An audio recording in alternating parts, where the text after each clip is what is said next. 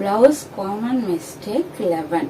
அதாவது 11வது டிப்புக்கு வந்துட்டோம். எப்படின்னு சொன்னா மெயின் ரீசனே வேஸ்ட் கரெக்டா இருக்கணும் பிளவுஸ்க்கு. இப்ப இந்த வேஸ்ட் நம்ம எல்லாமே மேல எல்லாம் பர்ஃபெக்டா கொடுத்துட்டு வேஸ்ட் ரவுண்ட் இடுப்பு பட்டி, அதாவது வேஸ்ட்னு சொல்லல, ஒவ்வொரு பார்ட் நம்ம சொல்லலாம். பிளவுஸ்க்கு எடுக்கிற வேஸ்ட் இது இங்கெல்லாம் நம்மளுக்கு இதுதான் ஆக்சுவலா இருக்கும். ஆனா நம்ம இந்த வேஸ்ட்டை தான் பிளவுஸ்க்கு எடுப்போம்.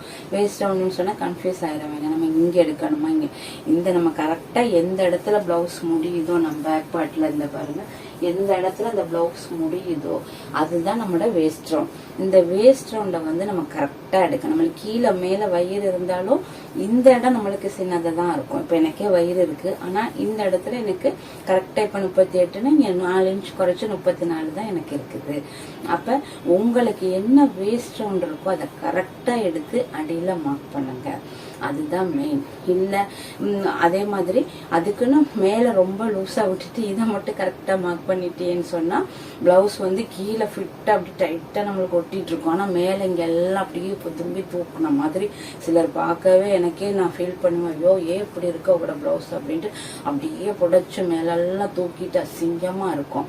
அதுக்குன்னு ஆனா மெயினா நீங்க கன்சிடர் பண்ணணும், வேஸ்ட் ரவுண்ட் நம்ம கரெக்டா மார்க் பண்ணிருக்கோமா நீங்க பாத்துக்கிறேன்னா. அதே தான் மேல உடம்புக்கு மார்க் பண்ணலையும் நான் லாஸ்ட் டிப்ல சொன்ன மாதிரிதான் கரெக்டா ஈஸ் அலவன்ஸ் கொடுத்தா உங்களுக்கு பர்ஃபெக்டா இருக்கா, இல்ல ஈஸ் வேண்டாம் பிளவுஸ் தானே நம்ம போடுறது அழகா லுக்கா போடணும்னா நல்ல மிடில் செஸ்ட் அளவை அப்பர் செஸ்ட் அளவுக்கு வச்சுட்டு நீங்க போட்டுக்கரலாம்.